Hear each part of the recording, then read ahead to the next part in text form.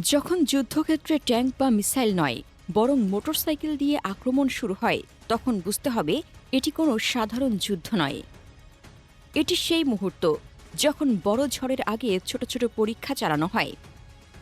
আর ঠিক সেই পরিবর্তনের এক নতুন উদাহরণ এখন দেখা যাচ্ছে ক্রামাতরক সেক্টরে। এখানে শত্রুপক্ষ এমন এক পদ্ধতি ব্যবহার শুরু করেছে যা প্রথম নজরে তুচ্ছ মনে হলেও বাস্তবে এটি অত্যন্ত বিপজ্জনক একটি কৌশলগত পদক্ষেপ। মোটরসাইকেল, হ্যাঁ, ছোট দ্রুতগামী এই যানটি এখন ব্যবহার করা হচ্ছে ইউরোপীয় প্রতিরক্ষা লাইনের দুর্বলতা খুঁজে বের করার জন্য। ২৪তম মেকানাইজড ব্রিগেডের যোগাযোগ প্রধান ইভান পেট্রিচাক জানিয়েছেন, শত্রুপক্ষ মোটরসাইকেলগুলোকে সামনে নিয়ে আসছে, কখনো কখনো হাত দিয়ে টেনে, যেন যতটা সম্ভব ফ্রন্টলাইনের কাছাকাছি পৌঁছানো যায়। তারপর তারা ছোট ছোট আক্রমণ চালিয়ে দেখে কোথায় প্রতিরক্ষা দুর্বল। এটি কোনো আক্রমণ নয়, এটি একটি পরীক্ষা, একটি অনুসন্ধান যা ভবিষ্যতের বড় আঘাতের ভিত্তি তৈরি করছে। কিন্তু এখানেই শেষ নয়। এই মোটরসাইকেল ব্যবহার করে প্রায় ১০টি ইউনিট একসাথে, সাথে ৩ থেকে ৫টি সাঁজোয়া যান নিয়ে একাধিক দিক থেকে আক্রমণ চালানোর চেষ্টা করা হয়েছে।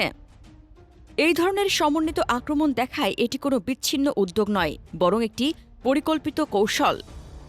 তবে বাস্তবতা হল, বেশিরভাগ ক্ষেত্রেই শত্রু পদাতিক বাহিনীকে এখনও হেঁটে অগ্রসর হতে দেখা যাচ্ছে।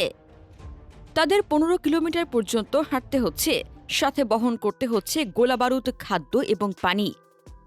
কারণ তাদের যানবাহন ধ্বংস হয়ে যাচ্ছে ইউক্রেনীয় ড্রোন হামলায়। এর ফলে তাদের গতি কমে যাচ্ছে, কিন্তু থেমে যাচ্ছে না। এই পরিস্থিতি একটি গুরুত্বপূর্ণ সত্য সামনে আনে। যদিও শত্রু সরঞ্জাম ধ্বংস হচ্ছে, তাদের জনবল এখনও উল্লেখযোগ্য। তবে মনোবল ধীরে ধীরে কমছে। পেট্রিচাকের মতে আগে এমন ঘটনা ঘটত যেখানে শত্রু সৈন্যরা বন্দী হওয়ার চেয়ে আত্মহত্যা করত। কিন্তু গত ৬ মাসে এমন ঘটনা দেখা যায়নি। এর মানে তারা এখনও লড়ছে, কিন্তু তাদের মানসিক অবস্থার পরিবর্তন এসেছে। ড্রোন যুদ্ধের কারণে শত্রুপক্ষ এখন যানবাহন ব্যবহার এড়িয়ে চলছে। ছোট ছোট দলে ভাগ হয়ে তারা অগ্রসর হচ্ছে, কারণ বড় কনভয় সহজেই ড্রোনের টার্গেটে পরিণত হয়। এটি আধুনিক যুদ্ধের এক নতুন বাস্তবতা, যেখানে আকাশে থাকা ছোট একটি ড্রোন পুরো যুদ্ধের গতিপথ বদলে দিতে পারে। এই সবকিছুর মাঝেই বড় একটি পরিকল্পনা এগিয়ে চলছে। ইউক্রেনীয় সামরিক গোয়েন্দা তথ্য অনুযায়ী রাশিয়া পূর্ব ইউক্রেনে তাদের আক্রমণ আরও জোরদার করার প্রস্তুতি নিচ্ছে, যার লক্ষ্য ডনবাস অঞ্চলের পূর্ণ নিয়ন্ত্রণ। ইতিমধ্যে সেখানে রিজার্ভ বাহিনী মোতায়েন করা হচ্ছে। ইউক্রেনের সর্বাধিনায়ক ওলেকজান্ডার সিরস্কি জানিয়েছেন, রাশিয়ার সেনাবাহিনী পুনর্গঠন করছে এবং নতুন বাহিনী সামনে নিয়ে আসছে। বিশ্লেষকরা মনে করছেন আগামী ১ মাসের মধ্যেই বড় ধরনের আক্রমণ শুরু হতে পারে, বিশেষ করে যখন আবহাওয়া পরিবর্তন হবে। ঘন সবুজ পরিবেশ, কুয়াশা, বৃষ্টি, যা ড্রোনের কার্যকারিতা কমিয়ে দেবে এবং পদাতিক ও সাঁজোয়া বাহিনীর জন্য সুযোগ তৈরি করবে। বর্তমানে ইউক্রেন ডোনেৎস্ক অঞ্চলের প্রায় ২০% নিয়ন্ত্রণে রেখেছে, যার মধ্যে সবচেয়ে গুরুত্বপূর্ণ হল তাদের প্রতিরক্ষা লাইন স্লোভিয়ানস্ক, ক্রামাতরস্ক, দ্রুজকিভকা এবং কাস্তিয়ানতিনিভকার দুর্গ বেল্ট। এটি ইউক্রেনের সবচেয়ে শক্তিশালী প্রতিরক্ষিত এলাকা। এর উত্তর ও দক্ষিণ পশ্চিম দিক থেকে আরও ২টি শক্তিশালী শহর লাইম্যান এবং ডোব্রোপিলিয়া এই প্রতিরক্ষা লাইনকে সুরক্ষা দিচ্ছে। এই অঞ্চলগুলো শুধু সামরিকভাবে গুরুত্বপূর্ণ নয়, এগুলো হারালে খার্কিভ এবং ডনিপেট্রোভস্ক অঞ্চলের নিরাপত্তাও হুমকির মুখে পড়বে। তাই ইউক্রেন সরকার কোনোভাবেই এই এলাকা ছেড়ে দিতে রাজি নয়, যদিও আন্তর্জাতিক চাপ রয়েছে। ভ্লাদিমির জেলেনস্কি জানিয়েছেন, যুক্তরাষ্ট্র কিছু ক্ষেত্রে তাদের ডনবাস থেকে সরে আসার জন্য চাপ দিচ্ছে। কিন্তু কিয়েভ বিশ্বাস করে না যে এমন ছাড় দিলে যুদ্ধ থেমে যাবে, বরং এটি আরও বড় ক্ষতির দরজা খুলে দিতে পারে। বর্তমান পরিস্থিতি আরও জটিল হয়ে উঠছে, কারণ রাশিয়ান বাহিনী ইতিমধ্যেই ক্রামাতরস্ক থেকে মাত্র ১৪ কিলোমিটার এবং স্লোভিয়ানস্ক থেকে ৯ কিলোমিটার দূরে অবস্থান করছে। এই শহরগুলোর প্রতিরক্ষা দায়িত্বে রয়েছে ইউক্রেনের ১১তম আর্মি কর্পস। তাদের মুখপাত্র জানিয়েছেন, রাশিয়ান বাহিনী এখন স্লোভিয়ানস্কের দিকেই বেশি গুরুত্ব দিচ্ছে এবং এই দুদিক থেকে একসাথে অগ্রসর হচ্ছে। উত্তর পূর্ব দিক থেকে তারা সিভারস্কি দোনেৎস্ক নদী বরাবর এগোচ্ছে, আর দক্ষিণ পূর্ব দিক থেকে স্লোভিয়ানস্ক বাখমুত সড়ক ধরে। এই দ্বিমুখী অগ্রগতি একটি ক্লাসিক পিনসার মুভমেন্ট তৈরি করছে, যার লক্ষ্য একটি বড় শহরকে ঘিরে ফেলা। যদি এটি সফল হয়, তাহলে পুরো প্রতিরক্ষা লাইন ভেঙে পড়ার ঝুঁকি তৈরি হবে।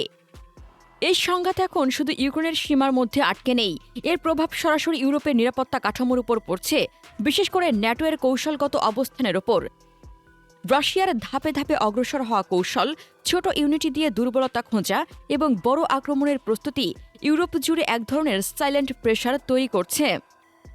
ন্যাটো সরাসরি যুদ্ধে জড়ায়নি, কিন্তু পূর্ব ইউরোপে তাদের উপস্থিতি বাড়ানো, দ্রুত প্রতিক্রিয়া বাহিনী প্রস্তুত রাখা এবং এয়ার ডিফেন্স শক্তিশালী করার মাধ্যমে তারা পরিস্থিতি সামাল দেওয়ার চেষ্টা করছে। তবে একটি বড় বাস্তবতা হল, দীর্ঘদিন ধরে ইউক্রেনকে অস্ত্র সহায়তা দেওয়ার কারণে অনেক সদস্য দেশের অস্ত্র ভাণ্ডার আগের তুলনায় কমে গেছে, যা একটি সম্ভাব্য বড় সংঘর্ষে তাদের প্রস্তুতি নিয়ে প্রশ্ন তুলছে। একই সাথে রাশিয়ার দূরপাল্লার মিসাইল এবং ড্রোন সক্ষমতা ইউরোপের গভীর অঞ্চলেও ঝুঁকি তৈরি করছে। ফলে যুদ্ধ এখন আর শুধু সীমান্তের লড়াই নয়, এটি একটি বৃহত্তর নিরাপত্তা সংকেত, যেখানে প্রতিটি পদক্ষেপ ইউক্রেনের ভবিষ্যৎ স্থিতিশীলতাকে প্রভাবিত করতে পারে। সব মিলিয়ে ক্রোমাতোরক সেন্টারের বর্তমান পরিস্থিতি একটি বড় সংঘর্ষের পূর্বাভাস দিচ্ছে। ছোট ছোট মোটরসাইকেল দিয়ে শুরু হওয়া এই কৌশল হয়তো সামান্য মনে হতে পারে, কিন্তু এর পেছনে লুকিয়ে আছে একটি বৃহৎ আক্রমণের প্রস্তুতি।